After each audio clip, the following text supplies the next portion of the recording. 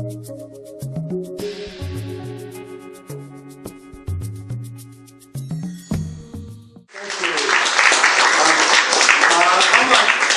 speak without the mic, is that okay? Can you guys, I can project loud enough for everyone to hear me? Fantastic, right. So my job tonight is going to be to motivate all of you.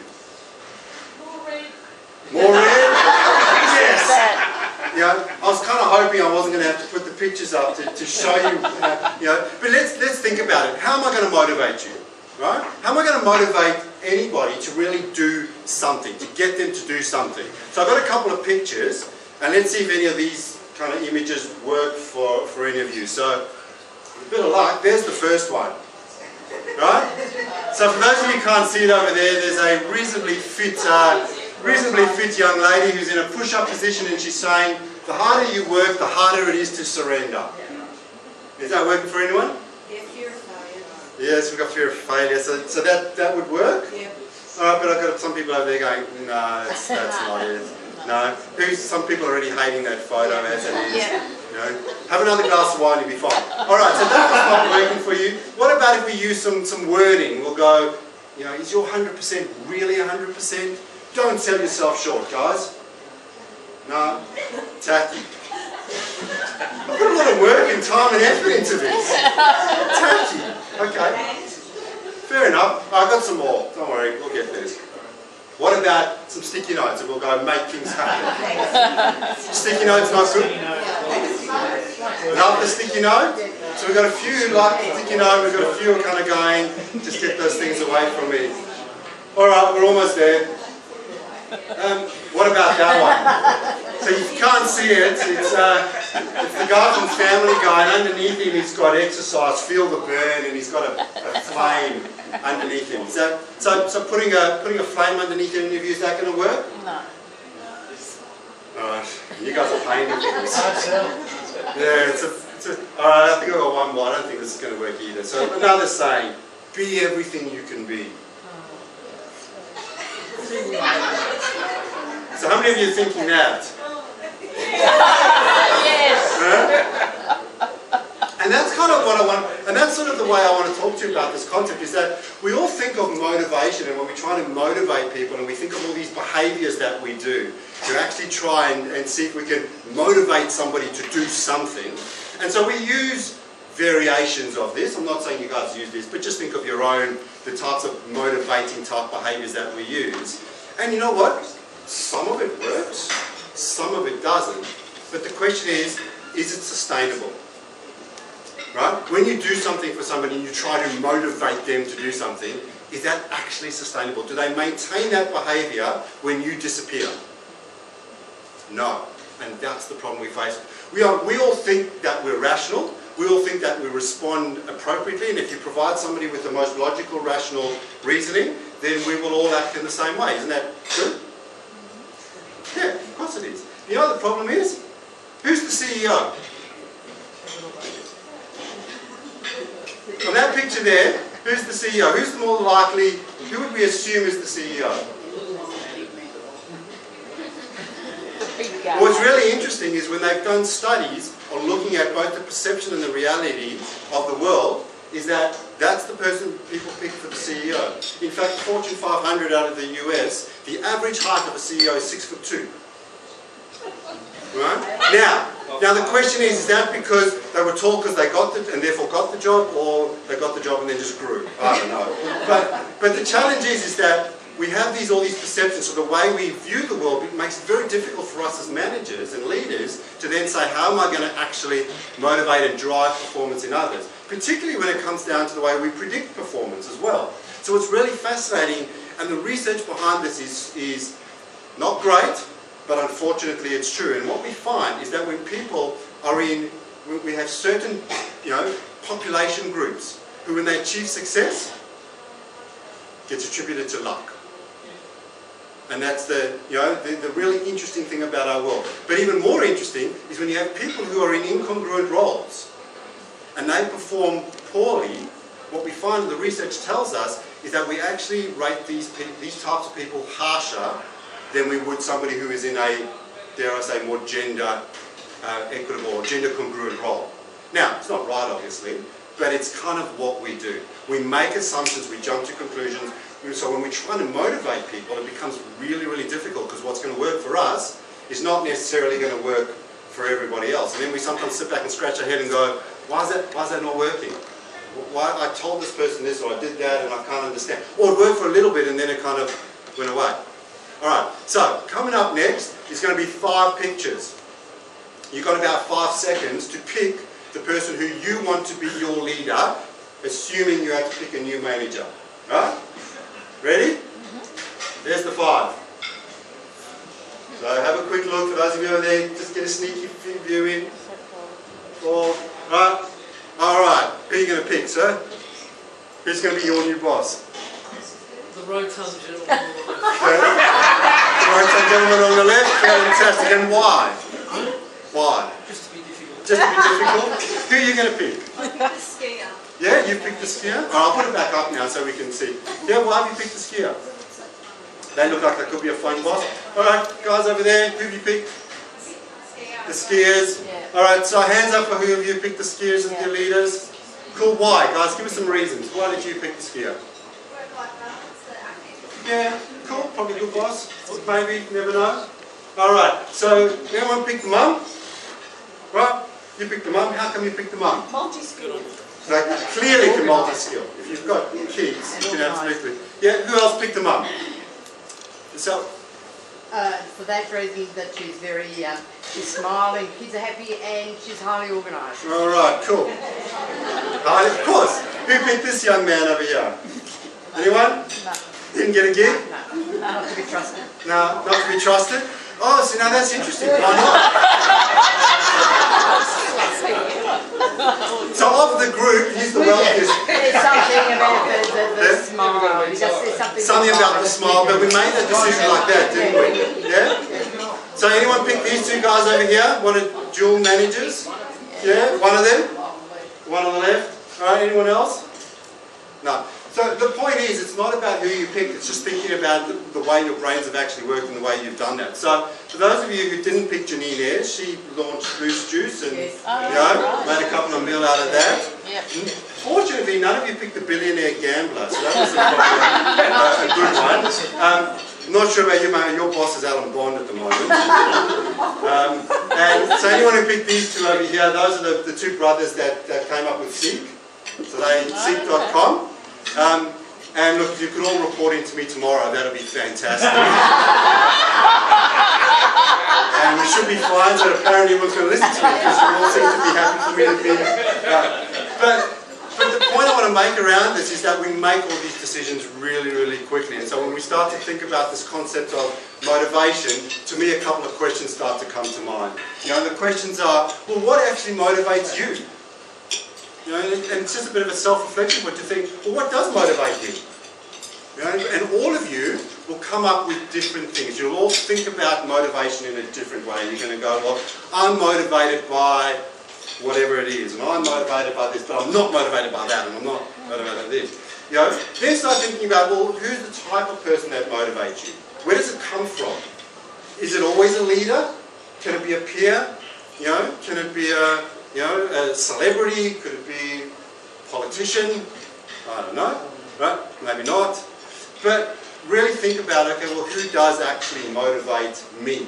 And then let's expand it a bit more. Well, how do you like to be motivated? Right? What style kind of works for you? And we start to now realise that we're all really, really, really different. And so, do we really think we can actually motivate somebody to do anything? You know? So who's actually doing the motivating? Ourselves. Absolutely. And that's the key to all of this, is that the only person who can motivate you to do anything is you. Now what do we then do as leaders? If the individual's got to be doing the motivating themselves, what does that leave us as a role to do? I know you're all eating, so I'll answer the question for you. Right? Our role is to provide that inspiration. We've got to give them some reasons and then allow the individual to drive themselves. But we need to understand the way motivation works. Now, a lot of the theory out there talks about motivation from the perspective of positive and negative. So you know the old theory, if I provide you with positive reinforcement, what are you going to do? You'll do the task again. If I give you some negative reinforcement, what are you likely to do? You're likely to avoid it. But let's be honest, hands up who's had a speeding ticket. Right? Keep your hands up if you've got a second speeding ticket. Clearly it's not working. Right? So the challenge we face is that these negative and positive reinforcements, the carrot and the stick that we've often talked about, I don't think necessarily hold true today. And what I'd encourage you to think about is try to understand what the motivational mindset is by your people and to some degree yourself. And it's a very simple concept, but it's got some interesting challenges that go into it, because my argument is that if we can understand the motivational mindset, we really will understand the way we can inspire others and the way we can understand how to get individuals to actually achieve their full potential. And it's a simple continuum. On one side of the continuum is what we call motivation to avoid failure, and on the other side is motivation to succeed. Now here's what's really interesting, is that we're all both, and at different times. And the different context causes us to shift from one side of the continuum to another. So I'll put it in another format so it makes sense to you guys. Who likes public speaking? Who'd like to come up here and join me? Right, we've got 1, 2... So we've got sort of 2.5 hands sort of went up, right? So I'm making the assumption that the rest of you would be doing anything else rather than getting up here to public speak. Yeah? Fair enough? Okay. Who, though, speaks to their teams? Who doesn't mind getting up in front of their teams and talking to their teams? Yeah. Okay, so clearly there's not a problem with talking, is it? It's not a problem with communicating. It's not an issue around expressing yourself. But something changes when we change the context from talking to my teams to standing up here in front of a group of 70-odd people to talk to them. What's happening is we're shifting along that mindset. When we're with our teams, we're motivated to succeed because we're happy to accept what's going on. But to put you up in a situation like this, when everyone's evaluating you, we might shift into that motivation to avoid failure. A couple of little insights to it, and then I'll bring this to a close. Here's kind of what the world looks like to us. When we're in this motivation to succeed mindset, we're striving for our personal bests. We're task focused. We're very planned. We're very process focused, ethical and moral, and we want to display mastery over the task. And the reason for that is that failure is not seen as a negative. Right? So when we're in that environment where failure isn't seen as a negative, this mindset can really come out and flourish. When failure is presented, we do a couple of things. We redirect our effort and intensity. We increase our focus. This is a big one. We put our hands up and go, I made a mistake, and here's what I'm going to do about it. Has anyone ever made a mistake? Yeah. Cool. And you all got sacked over it. You got hauled out in front of the, at the front and stoned and shamed, and you made the... Yeah? Okay, that's only the executives. What about the rest of us? Right? Ownership of error is not an issue, yet some of us fear it when we're in that mindset that we become so fearful that we could actually put our hand up and say, I've done something wrong. In my experience, those who put their hand up and go, yep, I've made the mistake, now I'm going to learn from it, I'm going to demonstrate my learning, it's very rare that you then still get the negative reinforcement coming around that. And we refocus our intensity. I've got one of my favourite quotes is by a guy by the name of Michael Jordan, and I'll read it out to you because I love the quote, and I really, this guy was a champion basketballer, and his quote goes, I've missed more than 9,000 shots in my career, I've lost almost 300 games, 26 times I've been trusted to take the game-winning shot and missed. I've failed over and over and over again, and that's why I succeed. Right? And that's to me, that just captures that mindset, that motivational mindset of wanting to succeed. On the flip side, when we shift, unfortunately, into this motivation to avoid failure mindset, we're absolutely driven by the negative evaluation of ourselves by ourselves or by others. So it's either self-driven or it's by externals. And we see some interesting characteristics. People want to win at any cost. They want to display mastery over others and superiority over others. Why? Because if I can show that you're going down, then I'm going to be the one that's up the top. I'm going to be winning. But then on the flip side, they'll often strive for mediocrity. Now that seems contradictory. Why on one hand would you want to display mastery of the task when you're in this mindset, or strive for mediocrity? And I wrote a book a little while ago, so there's a book in it for somebody who can give me a good answer. Come on, that should be motivation to succeed. Have a try. What do you reckon? Sorry? Do you think so? If I'm motivated to avoid failure, why would I strive for mediocrity? If you strive for the top, you know you might not reach it, so you will be seen to fail. Absolutely. So if you come in just under the radar, nobody ever questions you, nobody ever challenges you, nobody ever says anything, and you avoid this mindset playing out. Right? And unfortunately, when you're in that mindset, you lose your team focus. She gets a book. Absolutely. You get it tomorrow. Come and make sure you remind me. All right. Unfortunately, when you're in this mindset and you perceive failure, and here's where it gets interesting. These are the individuals, and we all probably caught ourselves doing this, where all of a sudden we start to blame, justify, defend, and deny. It's everybody else's fault. That's why there's this failure potentially happening. We cheat. Now I come from a sporting background. Many of you would know that. And so it's really fascinating to see some individuals, particularly in that world, as to how the lengths they would go to cheat. You know? Heard of Ben Johnson? You mean this bloke? Yeah, right? I'll come back to Lance in a second, because it's a really interesting mindset. There was a successful individual who became so fearful of failing that he chose to cheat. Now, if I had done this presentation 4 years ago and said to you, oh, Lance Armstrong is the poster boy of this particular mindset, what would you have all said? Not a chance. And that's the problem, and that's the challenge with this process, is that you don't know which mindset your individual is that you're dealing with. So depending on where they're at, will very much dictate what will and won't work, and therefore your role can't be to motivate them, it can only be to inspire them and allow them to drive. Right?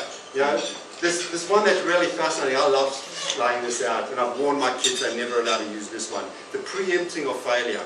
Do you remember back at school or at university, you were walking into an exam and your friend came up to you and said, I haven't studied for this one. Yeah? What did they say when they failed? Told you so. Gee, I would. What do they say though when they succeed?